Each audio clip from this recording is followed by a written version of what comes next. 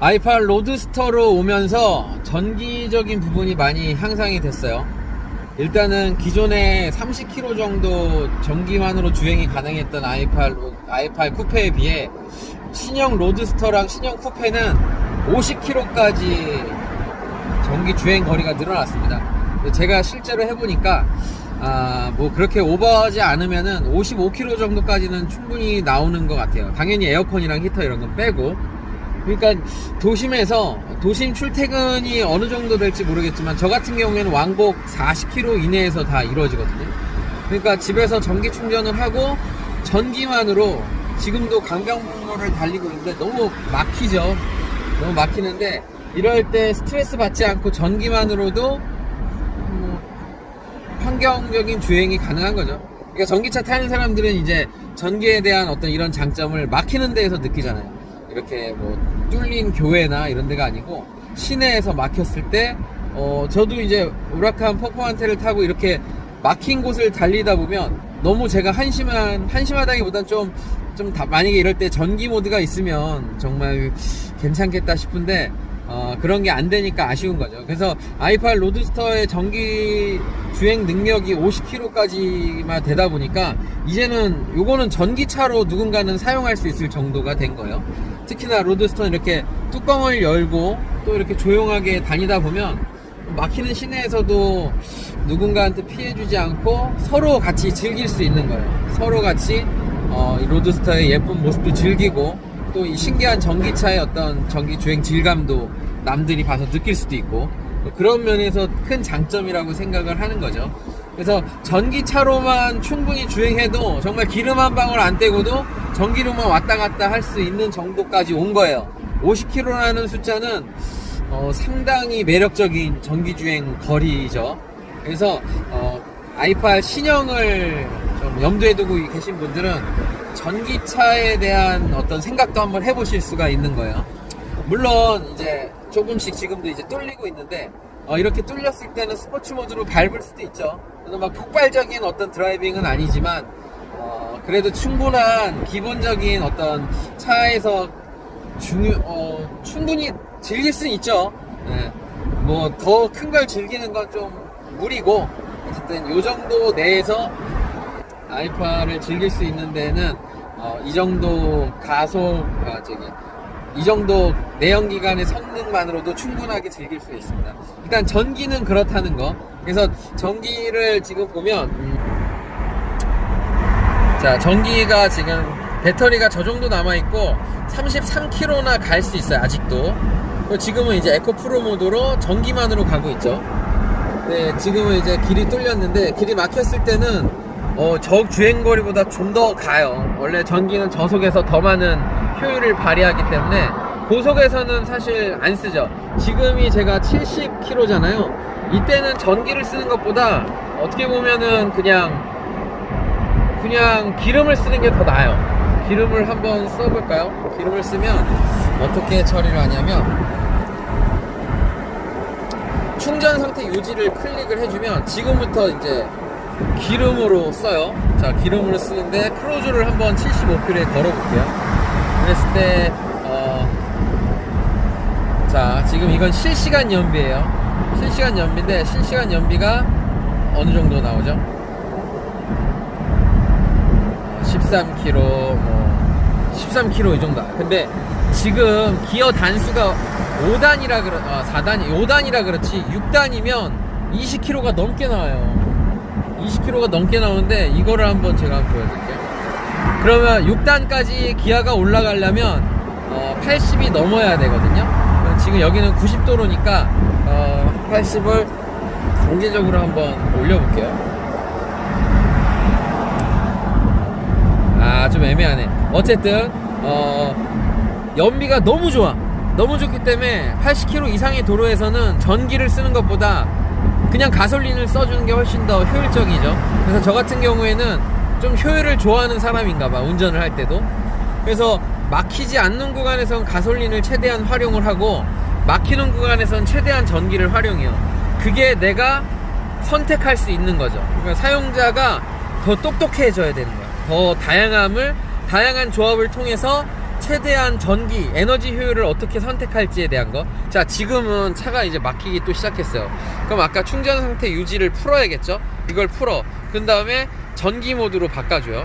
그러면 이제 맥스 전기 모드가 되면 지금부터는 전기로 가요. 그러니까 실시간 연비도 99.99km가 나오겠죠. 전기만 쓰니까. 저건 이제 전기에 대한, 가솔린, 기름에 대한 연비이기 때문에 연료 효율이에요. 그럼 전기는 지금 그냥 전기로 가요. 그러면 아까 전에 33km, 지금까지 오는데 31km. 지금부터는 전혀 막혀도 스트레스를 받지 않고 출근 퇴근 시간을 보낼 수가 있습니다. 이게 플러그인 하이브리드의 가장 큰 장점이죠. 막혀도 난 스트레스 받지 않아. 뚫려도 난 더 빨리, 누구보다 더 빨리 갈 수 있어. 뭐 이런 것들을 다양하게 활용할 수 있는 거죠. 뭐 만약에 i8이 나중에 후속 모델이 나와서 테슬라처럼 뭐 400, 500km 전기로도 가고, 뭐 우라칸처럼 뭐 300km, 350km까지 그렇게 제로백도 뭐 3초대, 2초대로 끊어준다면 더할 나위 없이 좋겠죠. 근데 아직까지는 그런 기술을 기대할 수는 없고, 이제 그런 기술을 그나마 보유하고 그나마 상용화 시킨 게 어떻게 보면 i8이 기념비적인 그런 의미가 있는 거죠. 그래서 이런 식으로 i8의 전기와 이런 어떤 이 막히는 도심에서의 효율에 대한 이야기를 한번 들려드려 보고 싶었어요. 그래서 i8을 운행을 소요를 한 달 이상 해보면 이제 이런 것들을 알게 되면 되게 큰 장점으로 다가오는 거예요. 차를 이렇게도 쓸 수가 있구나. 전기도 썼다가 가치도 썼다가 기름만 썼다가 이러면서 나의 효율을 찾는 거죠. 근데 더군다나 이 차는 뚜껑이 열려요. 뚜껑이 열리다 보니까 이거는 진짜 뭐 미쳤죠. 제 입장에서는 되게 미친 차예요. 외관은 정말 슈퍼카 못지않은 그런 모습에 로드스터로 오면서 훨씬 더 멋있어졌죠. 뚜껑도 열리고, 수동도 아니고 자동이에요.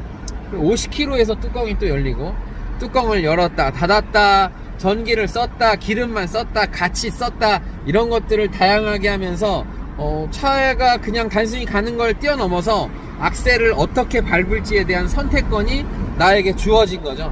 그러니까 이런 차는 흔치 않은 거죠. 그러니까 차에 대한 선택을 할 때, 그러니까 차에 대한 평가를 할 때는 이런 것도 좀 우수하게 쳐줬으면 좋은 거지. 뭐 굳이 이런 것도 좀 좋은 시선으로 봐줬으면 좋겠다는 거예요. i8을 소유했던 사람들이 또 사고 하는 이유가, 제가 뭐 2년 전쯤에 i8 레드 에디션을 탔었죠. 이제 그거를 팔고 하다 보니까 너무 아쉬운 거예요. 가성비도 아쉬웠고, 그런 어떤 사람들한테 보는 이제 하차감, 시선감 이런 것도 아쉬웠고, 근데 로드스터가 나오니까 이거는 저한테 있어서는 너무나도 드림카 중에 하나였던 거죠. 그래서 i8을 리뷰하시는 분들도 조금은 이게 플러그인 하이브리드 전기차, 플러그인 하이브리드라는 그런 것들을 잊고선 리뷰를 하면 리뷰어에서의 자격이 없는 거예요. 차를 알고, 정확하게 알고, 어떤 느낌인지, 어떤 스펙을 갖고 있고, 어떤 대상들과 비교를 해야 될지, 그런 것들을 알고 해야 리뷰어로서의 자격이 있는 거지, 그냥 대충 알지도 못하는 정보로 몇 번 타본 걸로 리뷰를 할 수는 없어요. 그래서 저도 다른 차도 리뷰해달라는 얘기를 많이 듣는데 할 수가 없어요. 뭐 가졌던 차들이 많이 없었고, 그리고 이렇게 한 달 이상 탔던 차도 없고, 그래서 그런 건 리뷰가 아니고 그냥 하루 타본 개인의 소감 정도로 그냥 마무리를 짓는 게 좋은 거죠.